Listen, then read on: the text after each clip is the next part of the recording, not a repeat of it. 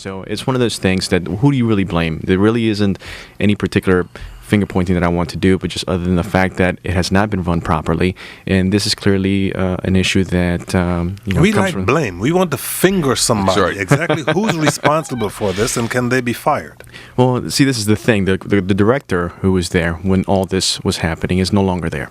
We have appointed a new director as of last October, November.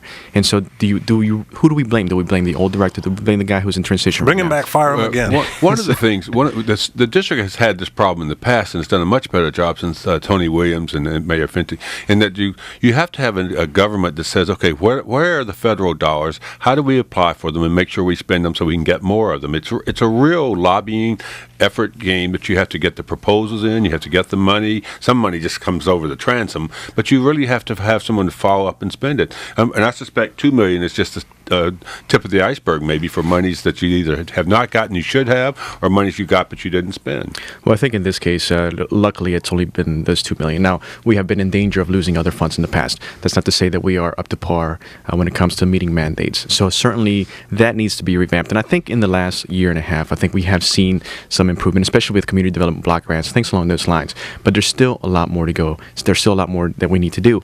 And clearly, because Prince George's County is a county, unfortunately, that we have term limits, there's always transitions, institutional knowledge leaving every 4 years, whether it's on the council level or in the executive level. And whether you agree with that or disagree whether that's a good idea or not, that's just the fact of the matter. And that sets us back in many instances. And this is clearly one of the instances where we could certainly use more continuity, especially when we're doing the right thing. Is there some kind of grants office that kind of keeps track of the federal flow of funds? Yes, I mean, there clearly is. And obviously, in this case, like I said, they truly dropped the ball.